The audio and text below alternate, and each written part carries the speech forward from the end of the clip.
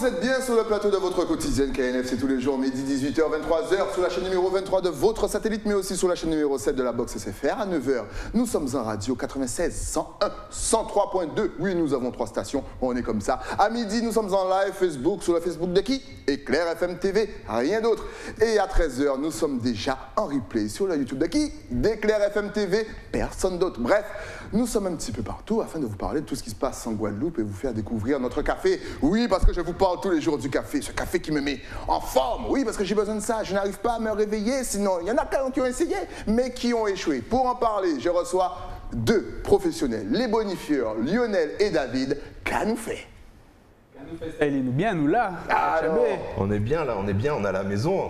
Exactement. On est toujours confort ici, ça c'est important. On est bien reçu. Toujours bien reçu. En plus, ça fait un moment, ça fait 1 an que j'ai envie de vous inviter parce qu'il me faut, comme je l'ai dit en intro, tous les matins, moi, j'ai besoin de mon café. Je ne sais pas pourquoi. Donc déjà, première question, c'est grave quand quelqu'un n'arrive pas à démarrer sa journée sans café?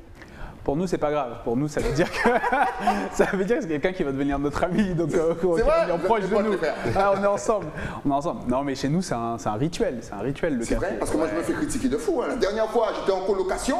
On ne pouvait pas me parler avant le café. Il y a quelqu'un qui a essayé, ben, je me suis énervé. Est-ce que c'est normal? Il y a des choses que tu ne peux pas contourner dans une journée. Oui, bien sûr. Et donc, à un moment donné, en plus, comme on a un bon café ici, en Guadeloupe, tu serais sur un autre territoire, un autre pays. Je te dis, ok, pas de souci. Mais là, en Guadeloupe, tu ne peux pas passer à côté de ça. Tu m'as lancé une perche de ouf parce qu'effectivement, notre café fait partie des meilleurs, si ce n'est le meilleur café du monde. Est-ce que justement, vous pouvez nous expliquer pourquoi et surtout comment on l'appelle? Eh ben, notre café s'appelle le Bonifieur. C'est le nom que les gens ont donné à notre café au XVIIIe siècle parce qu'il était tellement bon qu'ils en prenaient pour bonifier les autres cafés qui venaient d'autres régions du monde. Et donc on a la chance d'avoir ce café exceptionnel sur notre territoire et on a la chance, nous, de pouvoir le travailler, de pouvoir le sublimer, de pouvoir le torréfier parce qu'on est devenu torréfacteur depuis la dernière fois qu'on est venu. Qu'est-ce que le torréfacteur? Un torréfacteur, c'est quoi? C'est quelqu'un qui prend le café vert, c'est-à-dire pas encore cuit, et qui va le cuire pour arriver à l'amener dans votre tasse. Ok, mais comment est-ce qu'on devient torréfacteur? Vous avez fait une formation, vous avez acheté du matos aussi, histoire d'être bien équipé? Alors on a fait 32 années d'études avec un master spécialisé. Non, je déconne. Spécialisé en café, sentir le café, le repérer. C'est vrai que depuis la dernière fois, on était que sur les réseaux. Et on avait organisé un atelier avec du café Guadeloupe, mais pas le nôtre. Mais il y a eu des retours positifs, on s'est chauffé, les gens nous ont chauffé à chaque fois. Et s'il vous plaît, continuez à nous chauffer parce que pour l'instant c'est très très positif. Donc ils nous ont chauffé et on s'est dit ok, on va passer notre certification. Donc on allait se former, on est parti, on s'est formé, on a passé notre certification, on voulait vraiment faire les choses convenablement et de façon professionnelle et aussi parce qu'on voulait respecter le produit, on ne voulait pas le gâcher. Donc on est devenu torréfacteur sur une certification l'année dernière. Donc ça va faire 7-8 mois qu'on a passé la certification. Et depuis décembre, on a commencé à torréfier notre propre café. Donc on a mis en place un nouveau modèle qui est d'avoir un partenariat direct avec les producteurs. Pour 2 raisons. La première, c'est la qualité. On sait d'où il vient, on sait comment il est traité et on peut en parler de A à Z. On peut tracer de l'arbre à la tasse et ça c'est super important pour nous. Le deuxième point, c'est une question de coût. Pourquoi? Parce que le marché du café est un marché où il y a beaucoup d'intermédiaires. Donc chaque intermédiaire, on ajoute des petites marges à droite à gauche.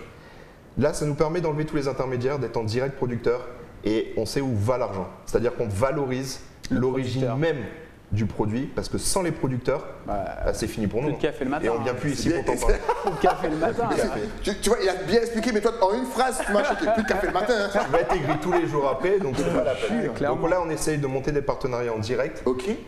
On va les aider aussi parce que c'est notre kiff d'aller sur l'exploitation, d'aller cueillir avec eux, d'aller les aider dans l'exploitation. Et donc, on est en train de rencontrer d'autres producteurs en Guadeloupe et dans la Caraïbe. Pour monter ce même modèle, on veut rester en circuit court. On ne va pas faire venir du café d'Asie, d'Afrique ou autre. On a tout ce qu'il faut dans les Caraïbes, on a tout ce qu'il faut en Guadeloupe. Donc, valorisons les produits locaux, valorisons les produits régionaux. Et donc, ce modèle-là nous permet de créer un cercle un peu vertueux où on peut remettre en avant un produit local et les gens peuvent se le réapproprier tout en ayant un circuit économique qui est intéressant pour tout le monde. Excellent. Tu as parlé de la Caraïbe, est-ce qu'il y a des îles en particulier avec qui vous allez faire en partenariat, un petit peu sur le long terme, voilà, ça va se développer, surtout qu'il y a un aussi bon café que le nôtre. Non. Personne n'a aussi bon café Personne que n'a. nous. Oui, ça dirait ça, blaguer, on blague ça. Après, attention, on reste poli avec eux. Hein. Bien on est sûr, gentil, mais très nous bon sommes produit, meilleurs, mais on aime votre café. Moi, je bois tous les cafés, honnêtement, mais notre café est meilleur. Le café Donc, meilleur, quels sont le les café îles meilleur. avec lesquelles justement vous avez fait en partenariat? On va travailler certainement avec la République dominicaine, Ouais. ça c'est sûr, c'est un des très très gros producteurs de café, donc on cherche à trouver la perle rare avec qui on travaillerait en direct producteur. On va aller aussi, on est obligé d'aller voir les copains de la Jamaïque. Hein. Ça s'appelle comment déjà leur café? Le Blue Mountain. Il est excellent. Franchement, il est fort. Franchement, goûtez-le si vous l'avez en cours. On a une explication pour ça d'ailleurs. On sait pourquoi il est fort. Allons-y tout de suite, donne l'explication. Parce que le Blue Mountain vient d'un plan de café du bonifieur. Et vous voyez, C'est nous. Jamaica, your coffee from Guadeloupe. C'est le petit frère du bonifieur.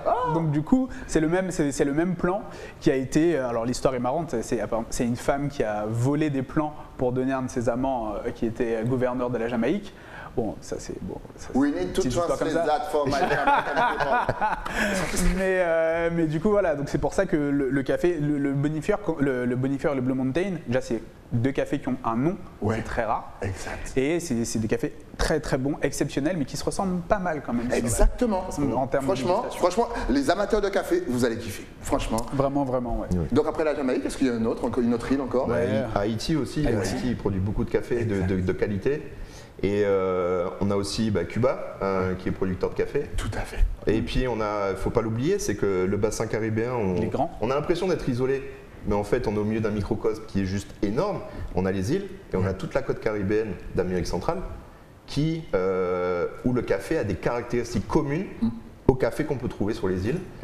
Parce que le climat est pareil, parce que les terres sont de la même nature.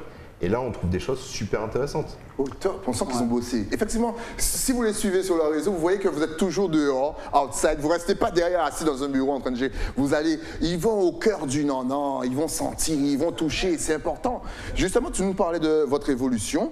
Il y a autre chose qui a changé depuis la dernière fois où vous êtes venu nous voir ici? Il y a autre chose qui a changé. On vend maintenant nos propres cafés. Ouais. On vend notre propre café. Donc pour les gens qui nous suivent sur les réseaux, ils ont pu le voir. Et puis là, ce qu'on va faire aussi, c'est qu'on va lancer des ateliers. Okay. Donc on a un atelier la semaine prochaine. Ouais. On lance un atelier assez inédit, je pense assez inédit sur le territoire. Okay. Et en fait, on invite les gens à venir jouer avec nous autour du rhum et du café. D'accord. Est-ce que ça a un petit, une certaine similarité? Le rhum et le café, on vous rappelle que l'abus d'alcool est dangereux pour la santé, à consommer avec modération, mais là j'ai l'impression que ça sera plus en mode dégustation, le goût, les saveurs, et pas genre nous en soirée, nous en body, nous. Pas de risque, vous inquiétez pas, on va pas vous donner de l'alcool pour vous bouler, etc. Non, pas du tout. C'est vraiment sur de la dégustation. Et comme tu l'as dit, il y a des similarités. Donc ce qu'on va faire, nous, c'est qu'on va travailler tous ensemble, on va investiguer tous ensemble sur les terroirs. Parce que ça, c'est important pour nous. Ouais. Comme tu as dit, on est tout le temps dehors à aller chercher et tout. Et quand on boit une tasse de café, ce qu'on aime, c'est fermer les yeux et essayer de visualiser où est-ce qu'il a poussé, pourquoi il a poussé comme ça. Ça me rappelle tel fruit, tel truc et tout. Parce que le café est comme ça. Le café pousse autour d'arbres, etc. Et il puise toutes ses saveurs dans son terroir. Ouais. Le rhum, la canne à sucre a la même particularité. Et donc du coup, nous, ce qu'on va faire le 2 avec vous, le 2 juin, c'est qu'on va goûter 3 cafés exceptionnels, 3 rhums d'exception, et on va essayer de démontrer que les cafés et le rhum de chaque pays, de chaque terroir, sont plus proches l'un l'autre que les mêmes produits que 2 cafés ensemble ou 2 rhums ensemble. Okay. Et on va essayer de jouer là-dessus, et vous allez voir, ça va être vraiment cool. Vraiment cool parce que vous nous connaissez. Et ça va être tellement cool. Cool. Mais ne t'inquiète pas, Bruno a déjà passé 2 vidéos le reel sur les réseaux. On voit que vous êtes cool, vous vous amusez. Ça boit du café, mais ça s'amuse aussi. Ouais, on essaye.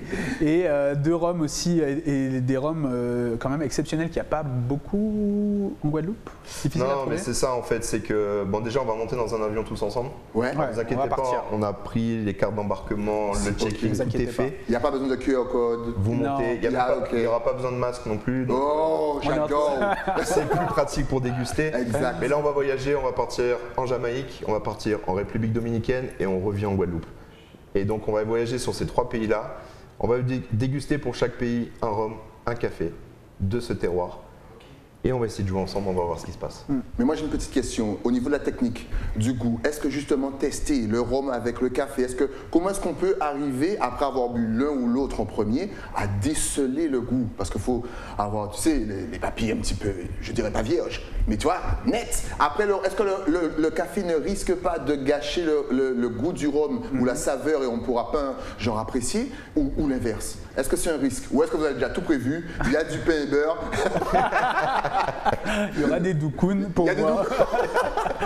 Non, en fait, ce qui est intéressant quand on fait ce genre de dégustation un peu pointu, un peu poussé, c'est que le cerveau, lui, il travaille sur des choses qui s'allument et qui restent allumées. D'accord. Quand on commence à déguster quelque chose, on va commencer par le café, pour ne rien vous cacher, on commence par le café. Ouais. Ça va allumer des trucs dans le cerveau, qui va allumer des choses dans la bouche, il va dire attends, ça me rappelle ça, ça me rappelle ça. Et du coup, quand on va boire le rhum juste après, ça va faire ah oui, mais ça c'est pareil, tac, tac, tac, tac, tac, tac, tac. Et du coup, ça ne se chevauche pas, mais au contraire, ça s'amalgame plutôt pas mal. Alors, on rigolait tout à l'heure avec doukoun et pain et beurre, mais avec le café, qu'est-ce qu'on peut manger? Qu'est-ce qui peut aller parfaitement sans trop tuer le goût? C'est-à-dire qu'il n'y a rien du tout, Timal. Tu bois ton café et c'est tout. C'est ce qu'on s'est dit la dernière fois, la première fois qu'on est venu, et c'était pour un atelier aussi, et on avait déjà précisé, ça n'a pas changé depuis un an. On aime toujours autant manger. On est toujours en pleine croissance, comme on peut le voir. Exactement. Ouais, c'est l'or sans pousser, lui. Hein. Oui, et du coup, là, sur cet atelier, il y a quelque chose de super intéressant, c'est qu'on va avoir un guest de qualité. Parce qu'on a Thierry Jean-Louis, qui est influenceur culinaire en Guadeloupe, et on lui a lancé un défi. On lui a dit, écoute, voici notre café. Café Guadeloupe. Bien sûr, on va faire un mariage parfait avec le café de Guadeloupe. Voici notre café. Trouve-nous un mariage parfait. Tu as carte blanche là-dessus. Tu fais comme tu le sens. Même nous, on n'est pas au courant. Et donc, vous avez vu ce qui vous attend jeudi 2 à partir de 19h ou ça? Ça sera sur la zone de Jarry. Donc là, les places sont en vente actuellement. On communiquera toutes les adresses et les réseaux. Il reste encore des places.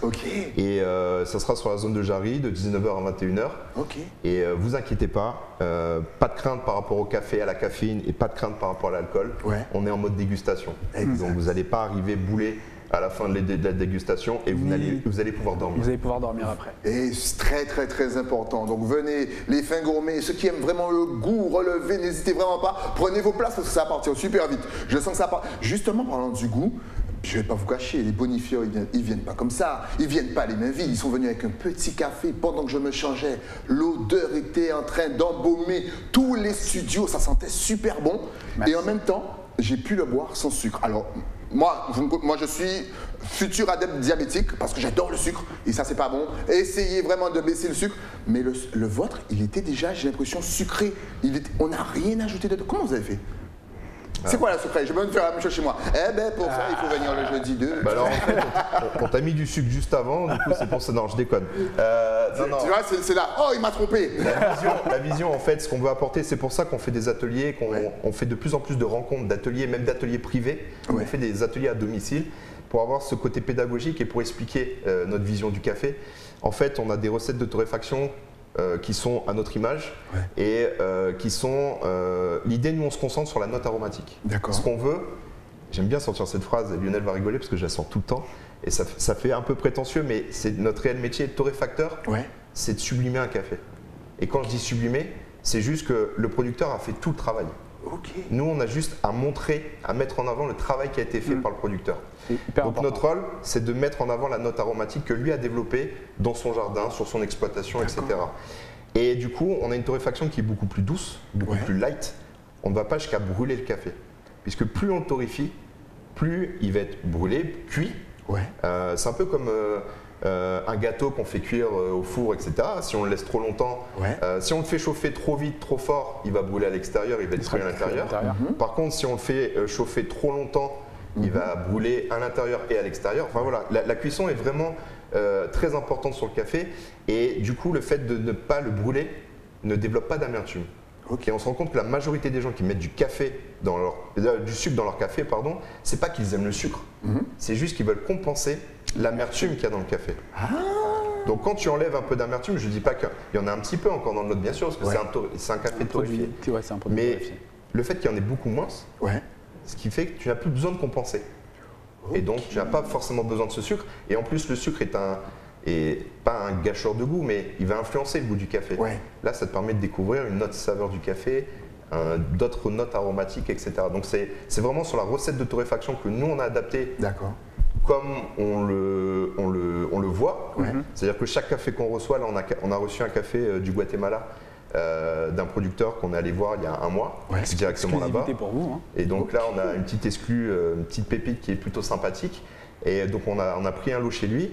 Et on a passé du temps à l'analyser, à voir ses caractéristiques, où est-ce qu'il pousse, à quelle altitude, pour essayer d'adapter une recette de torréfaction pour le mettre en avant, le mettre en valeur. Donc c'est pour ça que t'as pas eu besoin de sucre ce matin, mais c'est plutôt une bonne nouvelle. Mais Ça me c'est fait plaisir. vraiment délicieux. Est-ce que tout le monde peut boire du café? Et surtout, est-ce qu'il y a une limite? C'est-à-dire, est-ce qu'on peut boire, par exemple, 4 tasses de café? Est-ce que c'est bon pour nous? On dit que ça fait monter la tension, que c'est pas bon pour le cœur. Est-ce qu'on peut le boire à jeun? Comment est-ce qu'on peut boire un café? Bah après, la limite, il y a des gens qui effectivement ne peuvent pas boire de caféine, mais c'est les mêmes personnes qui ne peuvent pas boire de thé non plus. C'est Ouais. des gens qui ont de la tension, qui sont un peu cardiaques, etc. Après, boire 2 à 3 tasses de café par jour, c'est bon aussi pour le cœur. Ça aide à fluidifier le sang. Ça a c'est des choses- vertus, en fait. Ça a aussi des vertus. Après, en boire autant que nous, bon, voilà. Vous, par exemple, vous buvez combien de tasses de café par jour? Je pense. Sachant qu'une tasse, c'est pas un petit truc comme ça. Hein. Vous êtes Ouais. venus avec des verres. Ils sont venus avec des verres aussi. Ils sont venus avec tout. Le verre était grand comme ça, à moitié. Donc, à peu près, vous en buvez à peu près combien par jour? Honnêtement, moi, quand j'étais à Paris, déjà le matin, je buvais 5 avant de partir de chez moi. Après, vous connaissez déjà Paris, c'est la pause. Il y a une pause café toutes les 2 heures. Il y en a une à 11 heures, il y en a une à 13 heures, il y en a une à 15 heures. Tu fais tes réunions à la cafette. Et voilà, exactement. Donc, par jour, j'en buvais au moins 10. Mais là, tu vois, j'ai essayé de baisser quand même. Bah, on ne doit pas être loin. Hein. On Sérieux? doit pas être loin. Vous On avez doit toujours pas le être loin. même rythme ici? Ouais. Ouais, on Ouais. va pas être là. Mais c'est comme on en parlait aussi au début, c'est que c'est vraiment un rituel. Nous, on se réveille plus tôt que le matin pour pouvoir se poser, moudre notre café, moudre notre café, infuser, se poser et boire une cafetière entière. Bref. et boire notre café tranquillement. Ça fait vraiment partie des rituels. Et c'est vrai que là, on est là, on travaille, on bosse, on fait un truc, puis on se dit bon bah pause, on a 2 minutes, bah on fait un café. Ouais. Enfin, plus 5-6 d'ailleurs, on fait un café. Donc c'est vraiment, ça fait partie du rituel, des choses. Mais il y a aussi quelque chose qui est important quand on boit beaucoup de café, c'est que les gens qui ont des palpitations ou qui disent ouais ça me fait mal au ventre, des trucs et tout, c'est qu'ils boivent du café. Je ne veux pas dire un mauvais café, mais c'est un café qui a été certainement trop torréfié et un café qui a beaucoup de caféine, c'est du Robusta. Et le Robusta, effectivement, quand tu bois du Robusta, bah, ça agit beaucoup plus vite parce qu'il y a 4 fois plus de caféine que dans l'Arabica. Nous, notre café en Guadeloupe, c'est de l'Arabica, pur Arabica. C'est un café qui est caféiné mais moins fort que les autres. Ouais. Donc on peut en boire plus.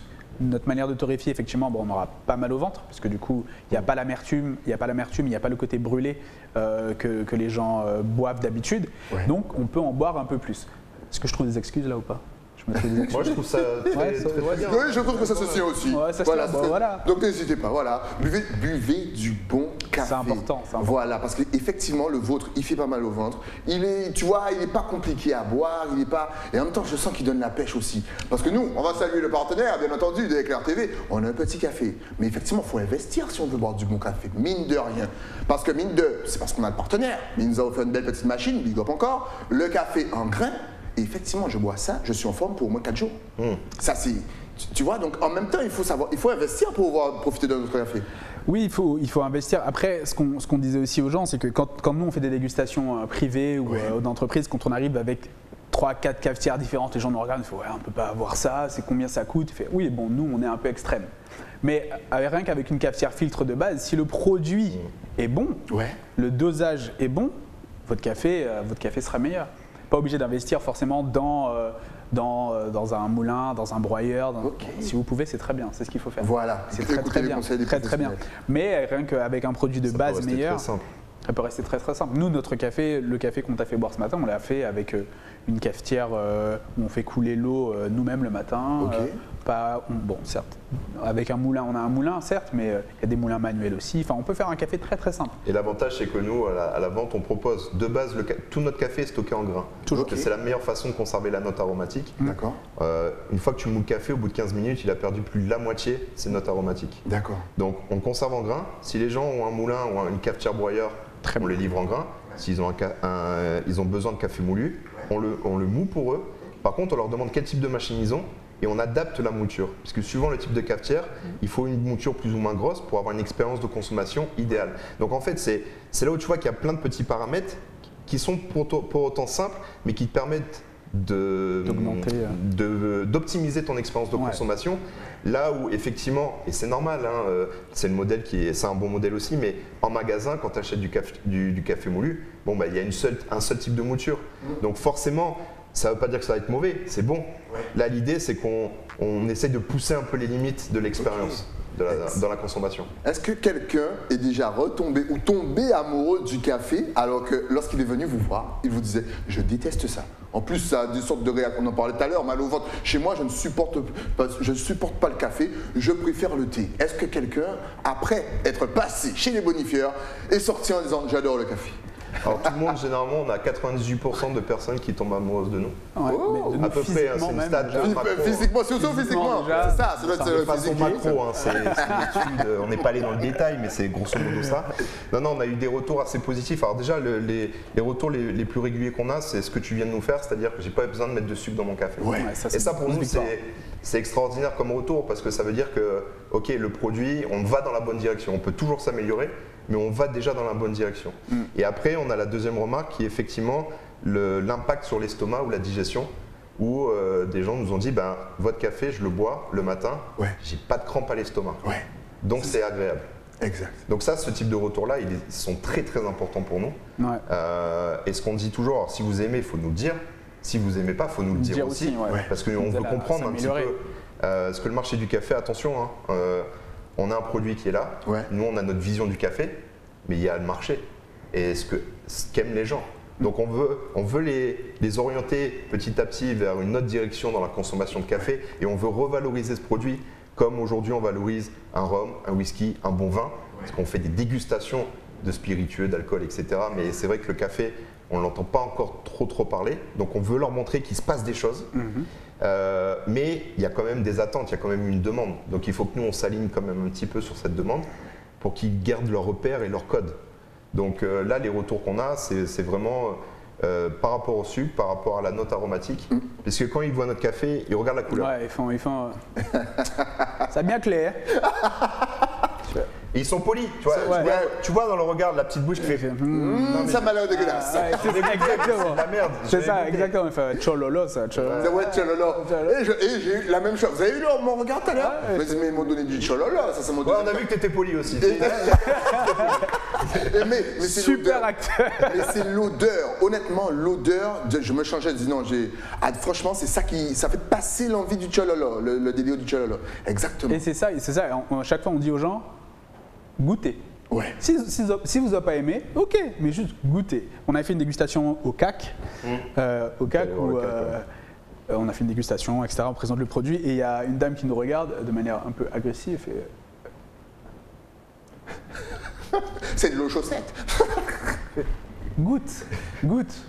Ben, elle a acheté un paquet à la fin. Voilà. Comme quoi, il ne faut jamais juger au premier regard. Il faut toujours goûter. Toujours goûter. Tu parlais justement de dégustation de tout ce qui est rhum, spiritueux, etc., etc. Là encore, j'ai l'impression que c'est vrai qu'il y a avant, il n'y avait pas trop de dégustation de rhum, mais là, ça devient de plus en plus fréquent. Mais encore une fois, on n'est pas sur le côté soulard. On recherche des saveurs. Est-ce que la Guadeloupe est sur le chemin de la redécouverte même du rhum? Est-ce qu'on a de bons rhums ici? Moi, je trouve qu'on a de beaux rhums et c'est surtout aussi qu'on le valorise mieux, on le met en avant beaucoup mieux dans le travail. J'entends pas d'un point de vue marketing ou comme, mais déjà dans le travail. Donc, je trouve que les acteurs, depuis ces dernières années, développent et font un travail énorme qui font que la Guadeloupe, sur des rhums, on ne pensait pas forcément à elle partout et que là, on commence à être de plus en plus visible. Et en fait, on dit la Guadeloupe est terre de talent. Mais c'est vrai dans le sport, c'est vrai dans plein de disciplines et c'est vrai dans nos produits. On a des produits de talent. La canne où elle pousse, la façon dont elle est cultivée, la façon dont elle est transformée, le café, on a aujourd'hui très peu de café finalement à l'échelle de la Guadeloupe, mais tous les producteurs qu'on a rencontrés, c'est des passionnés. Ils sont amoureux de ce produit. Ils ont juste envie, c'est de le valoriser au maximum. Donc, et je pense qu'on est dans cette mouvance qui est, à mon avis, mondial, mais en Guadeloupe, on n'y échappe pas, c'est qu'on souhaite se réapproprier nos produits. Et nous, on se donne comme défi de se dire, mais oui, mais il faut faire ça sur le café, parce que déjà on a un café. Déjà, rares Moi, sont les pays quand où on est à 5h du matin dans l'exploitation en train de cueillir, qu'on se prend en selfie, qu'on envoie ça aux collègues torréfacteurs à Paris, ben, ils ont la langue qui pend parce qu'ils disent putain les gars, vous avez trop de chance. Trop de chance. Vous allez cueillir le café que vous allez torréfier. C'est énorme. Et en fait, c'est déjà une chance d'avoir ça. Et on a un produit de qualité. Et je pense qu'à l'instar des fruits, de la canne, du rhum, du café, les gens ont envie de se réapproprier ça. Et c'est une très très bonne chose. Il faut qu'on se réapproprie des produits locaux, qu'on en soit fier et qu'on puisse, au-delà d'en être fier, qu'on puisse les consommer nous-mêmes. Donc l'idée, c'est que effectivement, on peut valoriser ça à l'extérieur, on peut exporter, etc. Mais déjà qu'on se réapproprie, qu'on consomme nous. Et je pense que là, l'expérience de consommation au-delà même du produit, elle est déjà énorme. Parce qu'on sait que ça vient d'ici. Ça vient de chez nous, c'est à nous, quoi. Et c'est vraiment, ça fait partie vraiment de nos mojos, de nos trucs. Ce qu'on voulait faire, c'était vraiment que les Guadeloupéens se réapproprient leur café.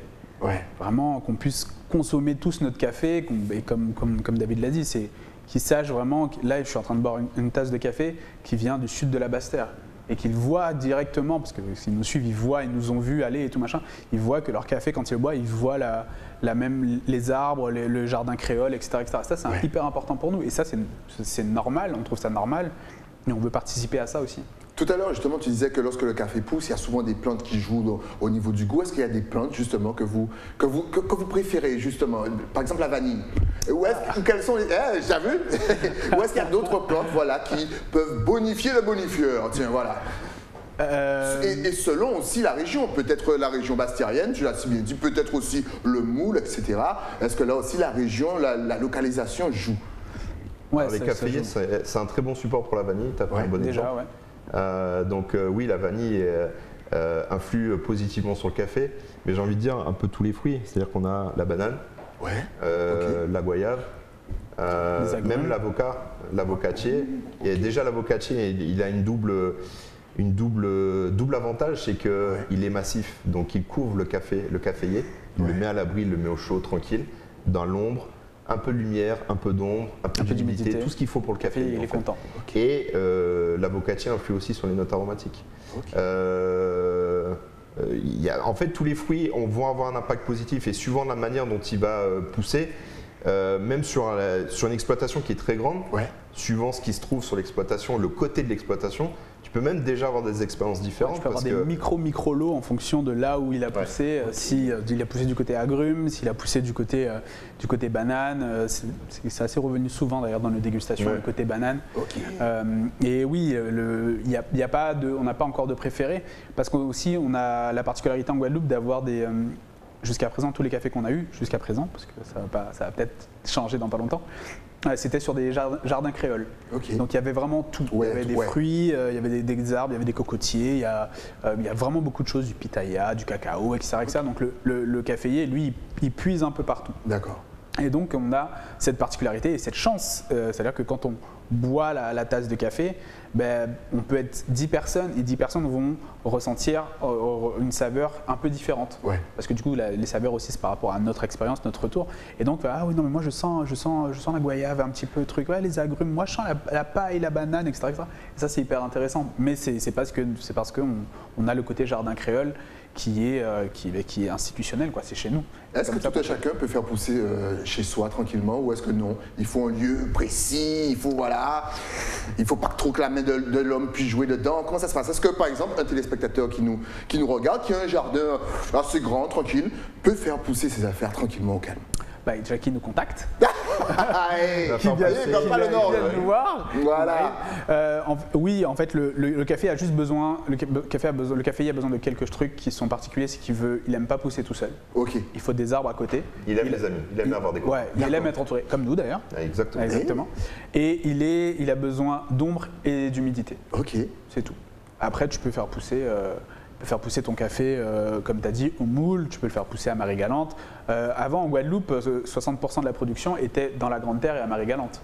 Et l'un des cafés préférés de Napoléon, il venait des Saintes. Donc vraiment, on avait toutes sortes de trucs. Théodore, la famille. Ça te parle, ça, hein? Écoutez, c'est normal, ils veulent des scènes, c'est normal, c'est tout à fait normal. Est-ce qu'il y a aussi des animaux qui aident? Je sais que les abeilles aident beaucoup justement le café. Est-ce qu'il y a d'autres abeilles? On ne sait jamais, au cas où si vous tuez tous les animaux et qu'au final, c'est grâce à eux si on a du bon café, on va essayer de les préserver. Est-ce que les animaux aident justement notre café? La particularité, les abeilles, parce que les abeilles, il faut les préserver, parce que sans abeilles, il n'y a plus de fruits et légumes. Exactement, et surtout plus de café. Et qui dit plus de café, dit un style énervé tous les matins. Tous les matins, franchement. Vous avez et ça, vous voulez pas voir ça. Non. Vous voulez de l'amour. Exactement.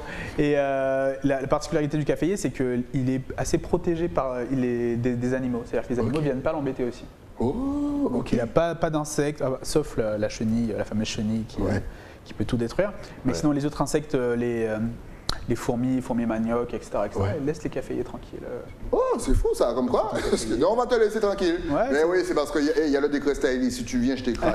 Exactement. En tout cas, on vous rappelle que le jeudi 2, à partir de 19h, ils vont vous faire une découverte. Des saveurs vont exploser dans votre bouche parce qu'il y aura une dégustation de café, il y aura une dégustation de bon rhum. Encore une fois, on n'est pas là pour se saouler parce que l'abus d'alcool est dangereux pour la santé à consommer avec modération, mais juste pour découvrir nos arômes, nos produits, parce que ça vient de chez nous. Et en plus, on aura un chef qui va vous faire, même eux, ils ne savent pas ce que le chef va faire. C'est ce qui est bien. Donc, vous allez manger, déguster, vous allez vous régaler. Et c'est à partir de 19h. Surtout, prenez vos places. Mais si on veut en savoir plus sur le café ou même réserver nos places, est-ce que vous êtes connecté sur Facebook, Instagram, TikTok, Snapchat? Est-ce que vous avez même une adresse mail? En tout cas, si vous avez tout ça, pendant qu'on voit ce beau flyer super bien réalisé, noir et blanc, voilà, c'est parti pour les réseaux. Vous nous retrouvez partout, vous nous trouvez partout, on est là. On est exactement partout, Facebook, etc. Et n'hésitez pas à nous envoyer des messages, on vous répond. Exactement. Donc je rappelle aussi que nous sommes en radio, donc c'est important. Il y en a qui sont derrière leur volant. Donc sur Facebook, c'est les bonifieurs avec deux N, bien entendu, espacé. Et sur Instagram et Twitter, c'est les.bonifieurs, toujours avec deux N. Voilà, tranquillement. Et puis l'adresse mail, les.bonifieurs avec s@gmail.com. N'hésitez pas, le jeudi 2, ils vont tout vous apprendre sur le café. Honnêtement, j'ai goûté leur café. Et le truc était bon, Mémo. Vas-y, t'allais rajouter un petit truc. Non, pour réserver les places, effectivement, vous avez l'adresse de la plateforme sur nos réseaux.